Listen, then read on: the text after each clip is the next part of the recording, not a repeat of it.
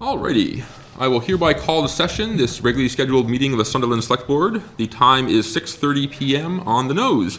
Our first order of business will be to approve the minutes from our last meeting. Is that correct that we have minutes from our last meeting? We do not. We do not. So we are going to skip that over, and we're going to move right into new business. So our first order of new business is the Sunderland Human Rights Task Force has made a request to present a warrant article they'd like to suggest. So would you like to take it up? Sure. I'm not sure how exactly you want to handle this. If the warrant article itself is self-explanatory, I can just open it up to your questions if you have any, or I can give a little introduction about land acknowledgements for people who might not be familiar with that idea. If you don't mind doing the 30,000-foot view of the land acknowledgement, that'd be great. Okay. So for people not familiar with land acknowledgements, what is it? A land acknowledgement is a statement that recognizes the original indigenous inhabitants who've been dispossessed from the land or territories on which an institution or municipality currently resides.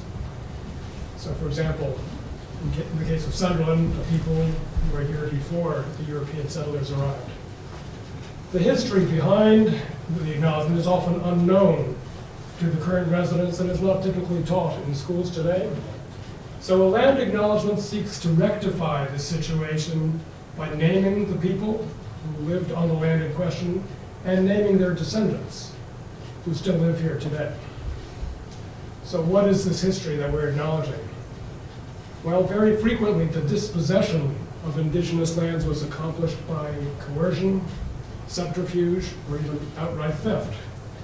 Promises of joint use of the territories in question were often not honored by the European settlers, and enclosures defended by militias were erected to keep the indigenous people off their ancestral lands that they used for hunting, fishing, gathering, and planting for millennia. Land ownership, I should say, was a concept foreign to many indigenous people, as they saw the land did not belong to them, they belonged to the land. Indeed, they're often named for the places they inhabited. And the deeds and treaties they were asked, or perhaps forced to sign, were written in English, a language they could not read and did not understand. And it is far from clear that they understood what they were agreeing to by signing such documents. It must also be acknowledged that for the indigenous people who were so deeply rooted in the land, this dispossession and uprooting often resulted in cultural genocide and death. So why is it important? Acknowledging this history of dispossession and theft is important, even if uncomfortable for those living on these lands today. When it comes down to it, telling the truth is always better than living a lie. And for the indigenous people who live among us today, this history is far more than just uncomfortable. It is a source of deep pain and intergenerational trauma. So why recite a land acknowledgement? Just as important meetings and events in our society are often begun by reciting the Pledge of Allegiance, which by the way ends with the words, "and justice for all," so too should such events acknowledge our debt to the original inhabitants of the land on which we reside today, people who took care of the land and lived sustainably on it for countless generations. And we have much to learn from them. The indigenous people who live among us today often start out their own gatherings with expressions of gratitude. And so should we. And our proposed land acknowledgement attempts to do just that. We express our gratitude to those who came before us. So that's the idea of the land acknowledgement. And I can read the text of the proposed warrant article if you'd like. Please do. To see if the town would vote to adopt the following non-binding resolution in the form of a land acknowledgement to be posted on the town's website and to be recited at annual town meeting and other important events. It may be recited optionally by the town's boards and committees and used in such educational settings as Sunderland Elementary School, and the Sunderland Public Library as a starting point for the exploration of the indigenous history of our town and our region. And here's our proposed language for the acknowledgement. In recognition that the land in Sunderland is the ancestral homeland and territory of the Pecumtuck, Nipmuc, and Abenaki, and was ceded in 1672 under questionable circumstances, it is with deep regret that we acknowledge the history of colonialism that led to the dispossession of the original inhabitants from their lands through expansionism and exclusion. We acknowledge the continued presence, resilience, and perseverance of the Nipmuc, Pecumtuck, and Abenaki peoples. We offer our respect to the elders, both past and present, for the wisdom of their cultures. We acknowledge and honor with gratitude their multi-generational stewardship of this land along the Connecticut, known today as the Connecticut River, as well as their commitment to balance and reciprocity with all creations. To those living peoples and to the Wampanoag to the east, the Mohegan and Pequot to the south, the Mohican to the west, and the Abenaki to the north, we extend our respect and commit to learning more about their enduring relationship with the land on which we live and to taking meaningful action in support of Native nations and communities. We understand that acknowledgement is not enough. It is just a beginning. That is our proposed planning motion. Thank you very much for bringing that before us. It touches me that you have done so. It's a beautiful document, and I hope that the town would accept it. Are there any questions from the board or No? comments right now? It was very nice. Yeah. I should acknowledge, in terms of acknowledgement, that this whole process started 5 years ago now, originally by one of the trustees at the Sunderland Public Library, Beth Berry, who was also a professor of sociology at UMass, and she was used to hearing land acknowledgements in connection with her job at UMass. And she decided it would be a good idea for the library to establish a land acknowledgement, and there was some discussion about doing that. Then the pandemic interceded, and that was sort of put on hold, and then she stepped down from the board. But in the interim, a group which has become known as the Sunderland Human Rights Task Force picked up this idea and decided it should be more than just the library, but the whole town would benefit from such an acknowledgement, and that's how we came to where we are today. So it's been a 5-year process. Wonderful. And my understanding is that you worked with Nolan Bika and David Brule and other local leaders? Made sure that the language we use here was comfortable with them and to their liking. And David Brule circulated our drafts to other indigenous contacts and friends of his, and they gave a little bit of feedback. And in With the end, Nolan Bika, right? with Nolan Bika. And he said in the end that he was very pleased with the end result and was honored to be a part of it. So Wonderful. he very much endorsed the final wording of the document. Which is very important to get input from the native leaders in the area, so We would not have proceeded without reaching out to our indigenous neighbors. wonderful. Well, I look forward to this coming up at town meeting, and I appreciate again that everything you've done to bring it to us, and I hope that it goes as well there as it did here tonight. So as well. Thank you. Thank you very much. Yes. This is my first meeting, so I don't know about any traditions of speaking or... So in general, we hold comment till the public comment section. If you're here as part of one of our agenda items, you're welcome to speak during that section. If you just want to make a comment on his presentation, we're going to hold that to the select board or to the public comment section. Yeah, thanks. All right, so our next order of new business is we have another resident who's come to before us today to ask to have another annual town meeting warrant article proposed. Would you like to tell us a little bit about that, please? Thank you so much. It touches me that you would elicit that kind of suggestion from the community. It's not done everywhere, as you may know. This is regarding a nuclear weapons freeze, a call from our citizens of Sunderland for a nuclear weapons freeze. And when I conceived of the idea, it seemed like a good gesture Greenfield had done it, and I guess Northampton, you said Shutesbury.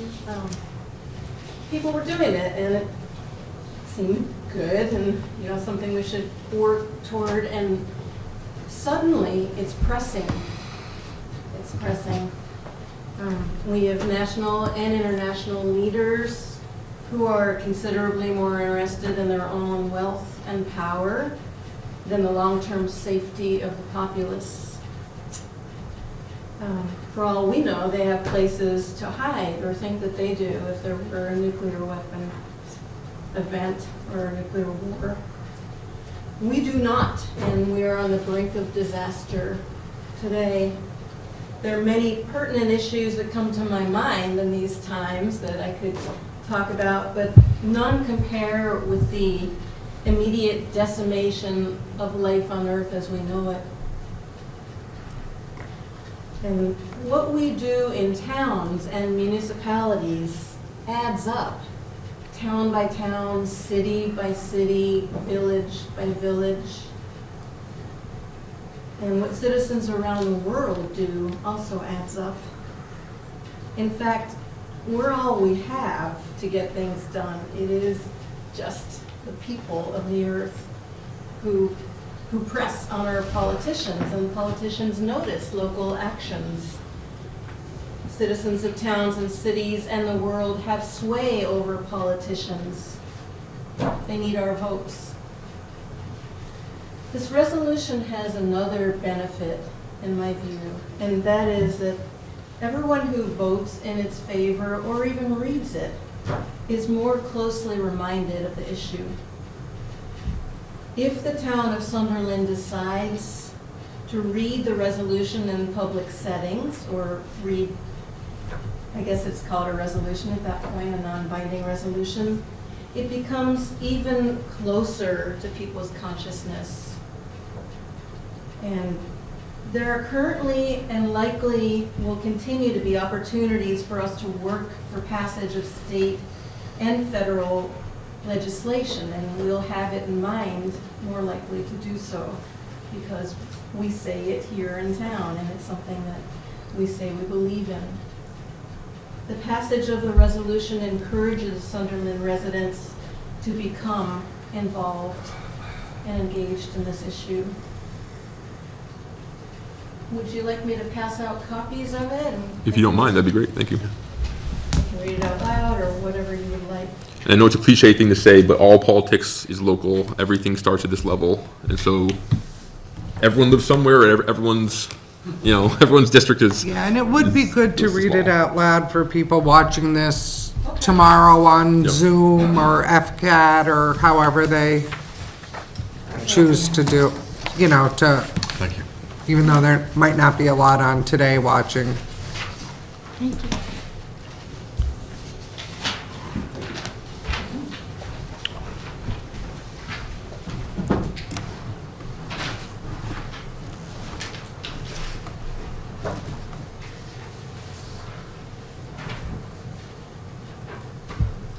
Ordinance, or do I say resolution? However, Resolution would be better. yeah. Resolution in favor of a nuclear weapons freeze. Whereas the world is currently in a perilous position with regard to war and nuclear weapons use. Whereas a nuclear war would be the end of life on this planet as we know it. Whereas if humanity's existence was a 24-hour clock where midnight represented the apocalypse, then the world is 89 seconds to midnight, the closest we have ever been, according to the Bulletin of Atomic Scientists, whose Science and Security Board member Manpreet Sethi declares that, quote, a slew of risks of arms racing, a loss of guardrails, possibility of further proliferation, possibility of nuclear use are all rising at the same time, end quote. And that's footnoted to the Greenfield Recorder, January 30th, 2025. I will wager that the clock has moved in the last week, though. Whereas no one person should be in a position to exterminate us by the push of a button, and nuclear testing has recently resumed.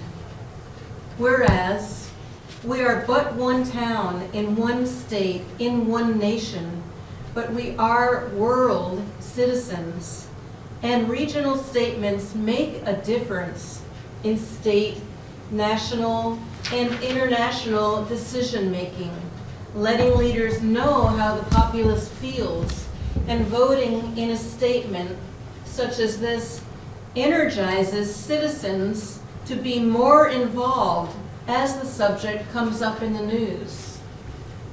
Whereas on August 6th and August 9th of 1945, hundreds of thousands of human beings died, many instantly, or suffered severe health consequences in the cities of Hiroshima and Nagasaki, Japan, when the United States dropped atomic bombs.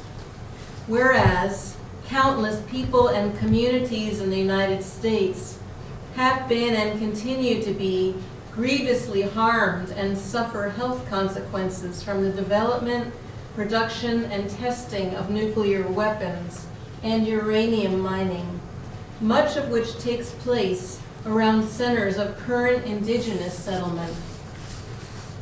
Whereas 9 nations collectively have approximately 12,100 nuclear weapons in their arsenals, most of which are far more destructive than those used against the people of Japan.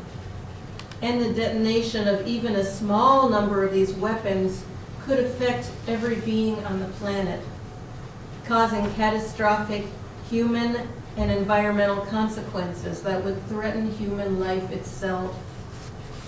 Whereas there have historically been bills in the Massachusetts legislature calling for a nuclear weapons freeze and encouraging citizen hearings throughout the state regarding replacing nuclear weapons spending with funds for sustainable energy to address the climate crisis. Be it resolved that the people of Sunderland, Massachusetts, join with the people of the world in their urgent call for a nuclear weapons freeze from this day forth.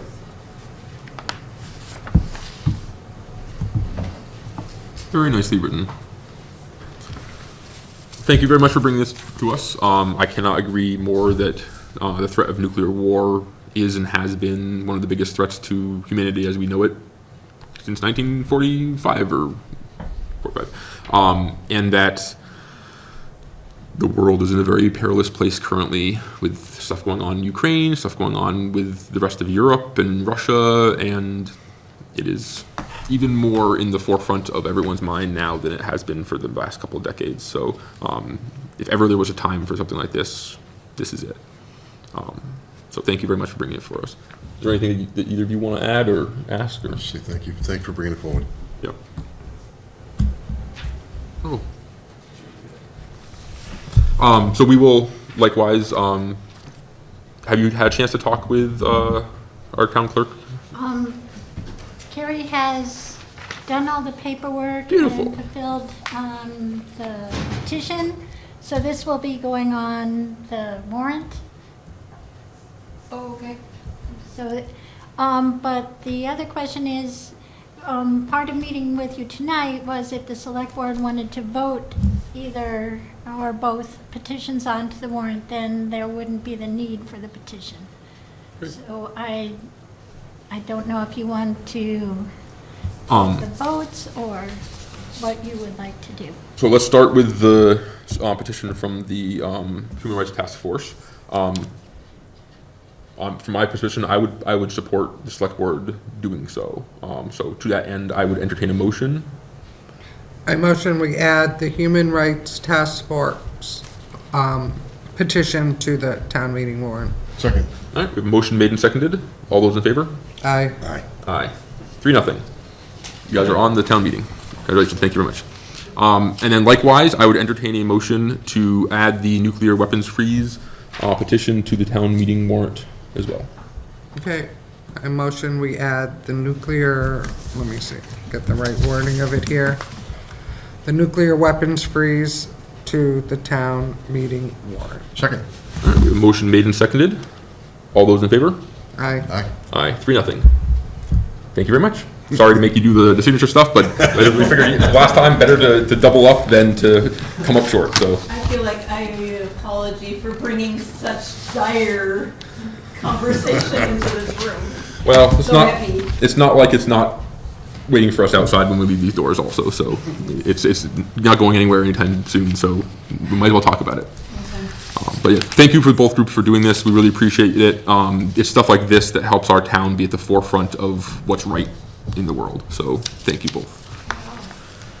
All right. So we're going to go through the next couple of pieces of new business, and we will get to public comment as soon as we can.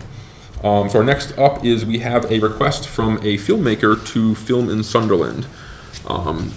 Becky, do you want to give us a little bit of background on that?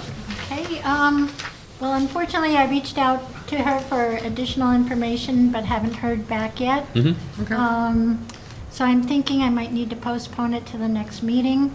In general, she's described that it's going to be a video with 2 characters in the video in a dialogue. But the setting, it was very important to her, I think along the river and in different spots in Sunderland, that I know the real location, I believe, is New York City, so it's kind of an unusual, but there must be another piece that I didn't get. Yep. Yes. So I'll have her, I'll bring it forward more. She suggested that they would make some kind of small payment to the town, some acknowledgement for filming here, which would always be appreciated, but she... Anyone who wants to donate to the town is always welcome to do so. My big question would just be, is there any impact to the town that we should be aware of? Are they expecting to shut down a street for a period of time? Are they expecting to, have trailers parked on the side of somewhere? That kind of a thing. Okay. If we can get satisfactory answers to those, I have no problem beyond that. And if I can talk her into renting some town hall space for a heftier sum, I will try. Exactly, there you go. Beautiful, thank you very much. All right, we have a quick update on the discussions with the Deerfield regarding our shared use of their transfer station. Yes, and I really appreciate that Aaron and David Goodwin are both here representing the Energy Committee. So I apologize, on Friday I didn't get the Zoom link until right ahead of the meeting, so I didn't get a chance to get it to you. The meeting was a review of more numbers, the costs of the cost Deerfield currently has for running their transfer station. Janamine has really been digging in, and she had a new spreadsheet for us on Friday. So they're zeroing in on all the costs, but at the same time, their historic costs and their highway department clerk was very clear in saying, these are our historic costs, but we just had a 100% increase in the cost of bags. That's going to impact this, along with other issues. So we talked a bit about the trend in different costs, all going up, but it became really clear that what they really need to establish feasibility is a sense of what numbers Sunderland users might equal. So say, is it 500 or is it 100? If it's, so that we start talking about potentially a test case and maybe putting a cap on a set number of 120 maybe. I think from your first survey, and then I reviewed the survey that the Energy Committee had done. I believe you had about 150 responses. More or less, a little more than that. We have some on paper as well. That's just the number of responses. Not everyone responded to the survey. But 80% of the people, I think, were in favor of the transfer station. Well, the problem is that in that survey, we assumed at that point that the transfer station would be in Sunderland. Right. We did not know back then that that would be more problematic than we anticipated. So we did not include a question about would people travel to Deerfield or a neighboring town to make use of their transfer station. So we have no idea really how many people from Sunderland would go to Deerfield to use their station. Plus, I mean, there are other complicating factors regarding, we are the Energy Committee, and we have to think, well, is that a good energy use to have all those cars travel out of town to Deerfield? If we're located in Sunderland, we could say, well, people would use it en route to some other errand, or they wouldn't necessarily have to make a special trip if it were located in Sunderland. But if it's in another town, that's a different story. So we're a little conflicted about how many people would actually use it, and from the energy perspective, would it be a good move to do it? So the request coming out of the committee is that the Energy Committee do another survey and try to add that question about leaving, going to Deerfield, going specifically to the Deerfield transfer station, to get a sense if anybody would be interested, because we don't know. So, I got a question? Okay, yeah, sorry, go ahead. Yeah, no.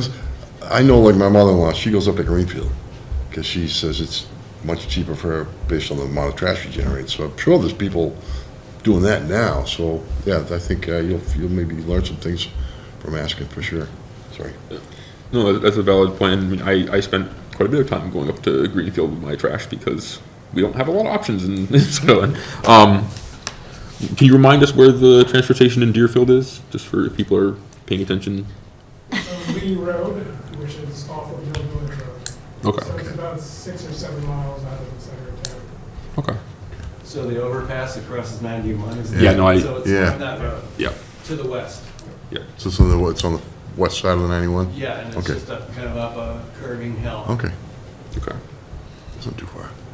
And the other thing we'd have to mention is, because I think that what it's coming down to, we were looking at the fees that Deerfield residents currently pay, and then I think we would need to, they were talking about potentially having an out-of-town fee set at like $80 instead of $70, things like that. So I think we need to also put in the survey some of those dollar potential requirements. Mm-hmm. And I'll talk more with Deerfield and try to get that number in the next couple days. And do they have bag fees as well as the sticker fee? Yes. Okay. So it's pay as you throw as well as a membership. Yeah, and I think their bags are more expensive. Well, I'll get the cost of bags Okay.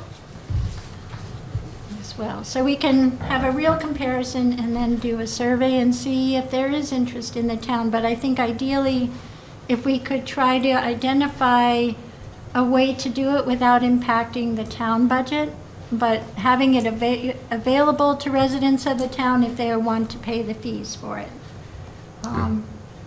I'd definitely ask how many are going to Greenfield, if you can get any kind of information on that, because that would be helpful too. Do you know if the Greenfield I think Jan can give us those. Huh? Do you know if the Greenfield facility is open to non-Greenfield residents of us? Yeah, oh, it is, no, it Yes. is. So Yeah. Greenfield Yeah. and East Hampton are the two sort of regional ones that Sunderland residents can go to, but we do pay quite a substantially higher rate there than we Yeah. would if we were Yeah. Greenfield residents, for example. Yep. Some people go to Northampton as well, their transfer station. Okay, I didn't Also know that. accepts that. It does, okay. I wasn't aware of that. Are the fees available on a website or The something? Greenfield ones Yeah, are, yeah. I believe it's like a $5 like roll through the gate fee for out-of-town residents just to go per time you go there, and then you're paying more per bag than in town. I don't have the numbers in front of me, Okay. but And even if you bring like bulky items or, White you goods. have a mattress you need to get, it's a additional fee for being out of town and And things that's like what that. Deerfield is also talking about. yeah. Yeah. Yeah. But it sounds like the difference between 70 and 80 is a probably a much smaller difference than what Greenfield is. Much higher for non-residents in Greenfield. Okay. So I'd be very interested to see a side-by-side comparison of the different options for Yeah. sure. And I think Deerfield is trying to figure out, because they also have to be concerned about how much use Right. and the impact of that. So they want to try to balance, because right now the program is not at net zero. So if Sunderland could help get them to net zero, but still bring in enough money to cover their usage, I think they might be interested. Okay, We'll keep talking. great. So it sounds like we have a little bit of homework to do, but we have a plan for that. Wonderful, And we have an energy committee folks that are helping a lot. wonderful. Can I make a couple of quick comments on Please. that? When you compare the cost of getting a pass to a transfer station as well as the bag fee and whatever else you're paying, compared to what residents pay for USA Waste on a quarterly basis, it's a staggering difference. From the energy committee standpoint, yeah, there's pros and cons to doing this kind of setup. But one of the big pros that I think should be considered are all the various services that a transfer station does offer. You know, composting, take it or leave it stuff, you know, the bulky waste, the hazardous waste, kind of like paint and oils and Oh, they tires. don't do that. Right. They Some don't do, some don't. I hazardous mean, we're not waste. necessarily tied Right. to Deerfield, but it certainly Right. is probably the closest one. So there's a lot of factors to consider rather than just curbside pickup. No, I used to go to the Leverett one, which Shrewsbury also gets to go to, and they have all kinds of stuff, like a take it or leave it kind of thing. They have, you know, I say compost and whatnot. So yeah, there's a lot more than just trash and recycling, for Right. sure. So it has some advantages, and you know, the energy part might be a disadvantage. We haven't seen any studies yet to let me know definitively Yep. which way to go on that equation. Yep. Composting, yeah, that's a good. But don't, well, most people, if you own a home, often you can compost on your own property. Right. But you have not residents in apartments. But also, lots of people don't, for a number of reasons. Not the least of which is we have a lot of skunks in town, and composting tends They're to very attract them. expensive to get off your property. They are very expensive on your property. And And so, yeah, I think an option where people will be able to compost in a central location that's away from the side of their house would be a great thing for a lot of people. that might be a good. Yep. Great. All right, any other discussion or comments on that? Any of the board? Great. All right, our last new piece of business is the renewal of the, is it Sesco or Kelso? Kelso? Kelso, great, thank you. Kelso contract for cleaning for town buildings. And I believe, unless I'm mistaking things, this is both a renewal of the current contract and also an addition of the services for the bathrooms by the sports fields. Outdoor, Yeah. yeah. And they did that last year too, I believe. I think, I'm assuming that's the Yeah, case. we knew we had that. I know we talked I about it, think but. last year was the first year. Yeah, but they didn't get put in, we didn't have a full year of Yeah, we only had, bathrooms. they got, Late in the they got season. opened up like August this Very year, late in so. the season. I think we did more of an informal thing last year with Okay, them. so that's why, And now the this is new- more of a It's a new formal piece. new formal piece, yep. I looked over the numbers, I don't have any questions on that end, it all looks, you know, within reasonable. I think it's a 3% increase. Yeah, it's, you And know, what isn't? exactly. You know, I guess we could only ask for 3% though, 2.5. I mean, only 3%. We like 2.5, we like 2.5. So I don't have any questions on that item, either of you have any questions you want to ask? I do not. All right, I'm assuming you need a motion to approve those contracts, okay.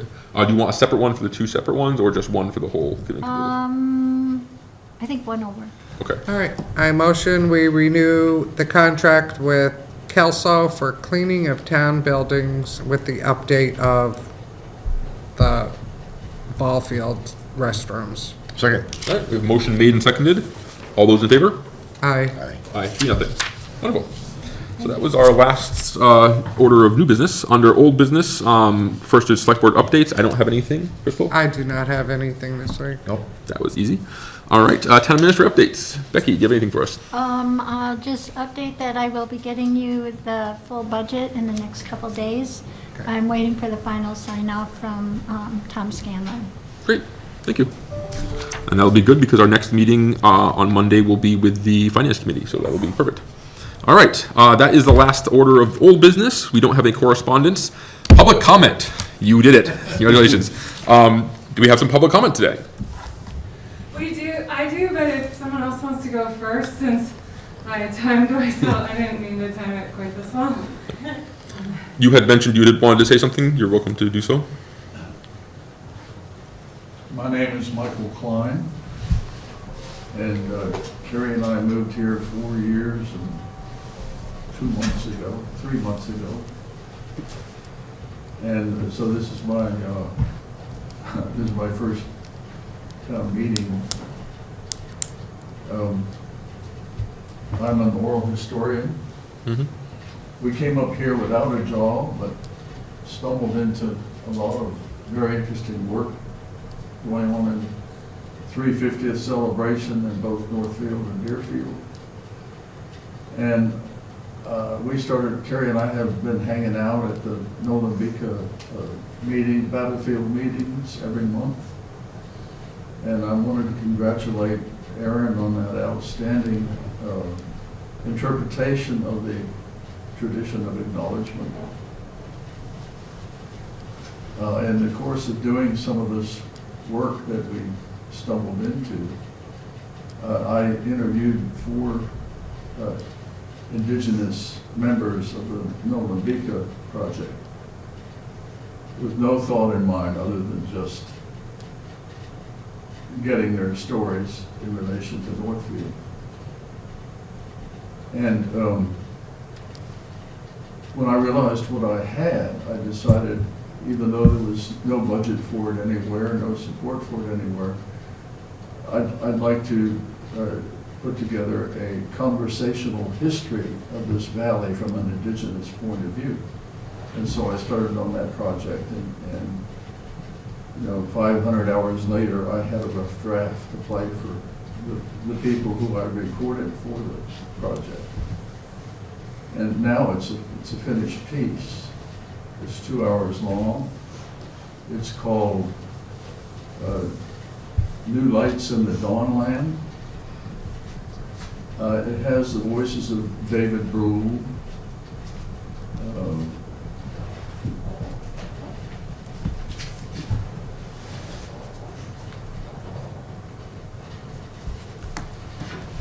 Joe Gravlin, Chief, help me with this, son. Rich Horseshoe? Roger Long. Chief Roger Longtoe in Brattleboro. Mhm. He's a fabulous singer. Recorded him singing these ancient songs that fit right into the story. It's just mind-blowing. Rich Horseshoe and Doug Harris. And I was thinking, as Aaron was reading, that this would be a great time to have a public airing of this piece. We've been taking it around to various libraries, and people sit through the 2 hours, well, with a break in the middle, but people sit through 2 hours without any visual stimulation, and then have a bombshell discussion afterward about issues that we were talking about earlier, Mhm. that Aaron raised so beautifully, those issues that come up. Libraries and meeting houses. And I would like to offer to show that here, either at the town hall here or in the library, with no charge, to celebrate Aaron's bringing this to the attention of the town and having, I think, an amazing response from you.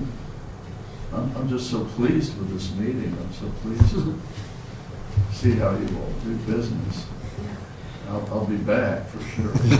Well, we're always happy to have you. And I would highly suggest you coordinate with the library for that. I think that's probably going to be just in terms of their spaces and their ability Yeah, to or do the that. other thing too, Aaron, probably Reverend Randy would, because you got the building there next to the church too, that chapel building.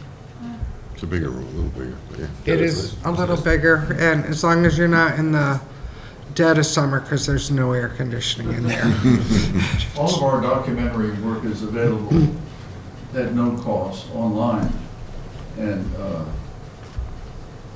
so, but the experience of hearing it with a crowd of people with whom you're in the same boat, so to speak. We all came here in different ships, but we're in the same boat now, as they say. And to hear it with a group of people and then to be able to discuss it afterward is a lot different than listening to it while you're doing the dishes or washing the car. You know. Whenever people listen to stuff like that. But I just wanted to emphasize Aaron's presentation that I thought was great. Well, thank you very much. We also want to thank Aaron for their presentation, and this is important work. So, thank you. So I'll pursue it for a while. Sounds perfect. I should add, it's not just me, but the other two people who worked on this were Joanna Schoen and Jay Bevan. We all did a little legwork to bring this project to fruition. Beautiful piece of work. It is. Wonderful. Well, thank you very much. Go ahead. Sure. I'll try to keep this short because I'm sure you've had a long evening already. I think I know you all. I'm Ellie Kurth. I live on Russell Street. And my reason for coming is because of the new permit application in front of the Zoning Board of Appeals. They had their first hearing, or they opened the hearing on Thursday night. I wasn't able to attend in person because I was home with a sick kid, but I submitted written comments. My comments were based on plans that had been submitted. I hadn't yet seen the stormwater report that the applicant submitted. But my concerns were that basically, I mean, Dan knows this. This is the watershed district. It's in the watershed district overlay. And our special resource districts in the zoning bylaw on page 20 clearly says that the purpose of special resource district provisions is to ensure that lands critical to the environmental quality of town of Sunderland not be physically developed prior to consideration of alternatives to such development. I think what this means and what the description in here is that any development within the watershed district should be carefully considered. Otherwise, what's the purpose of our watershed district? Just to allow development that would be the same development as anywhere else? I think it has to be carefully considered, and it has to be thoughtful, and it has to benefit the town somehow. I'm not convinced that this Dollar General store benefits the town. That would be a whole nother argument, or that's a whole nother discussion for the ZBA meeting. But my first concerns that I identified were with generally water quality, and it's in the watershed district. I think it sets a dangerous precedent for our watershed district. I know that a Dollar General store doesn't store hazardous materials, won't have an underground storage tank, all that. But you know what it does have? 44 parking places and walking area for pedestrians to get in there, and that means road salt. Have you ever seen a parking lot in Western Mass that's not covered in road salt this time of year? And I'm sure Dan knows this, but there's no natural remediation of road salt. Like when it dissolves in the water, it's in the water. It's a chloride is a highly soluble ion. It doesn't sorb onto clay particles or soil materials, so it's there. So we're just adding a ton of road salt into this drainage system, and that will go somewhere and infiltrate somewhere. So I wasn't there to hear all the responses to my written comment. I also have concerns that some UMass modeling data suggests that the depth to groundwater there ranges from 2 feet to 11 feet below grade, which suggests to me there's a possibility that there's not sufficient vertical space between the subsurface infiltration gallery and the water table. Obviously, this needs more assessment, but I think this is from the high resolution model of Sunderland that UMass hydrologists did for Mass DEP. It's not just some undergrad research project, it's a serious project. And so I think the data suggests that we need to look at this really carefully. So I want to encourage the select board and everyone here to stay engaged in this and stay informed on what's going on. My one request, and I don't know if this is really the place to ask you, but could FCAT cover future ZBA meetings so that more people can see what's going on, even if they're not able to attend in person? So the short answer on that request is you'd have to talk to the chair of the ZBA. Each department coordinates that, Okay. to a certain degree, and also that would be dependent on FCAT's availability and the ability to make that work. So yeah, talk to But the the chair of the ZBA would have to agree to? They'd be the one who would. They would have to that. set it up. Yeah. Okay. Right, so even if they were gonna use the owl or something like we have here, so that, it could be, they would need somebody to learn this equipment, Yeah. someone to set it up, I know how that goes, you know. unfortunately. Right, unfortunately, because we don't obviously have any full-time employees that could come in here, and this is part of their job of setting all this up. But yeah, the ZBA chair would be the one you need to talk to about that. Okay.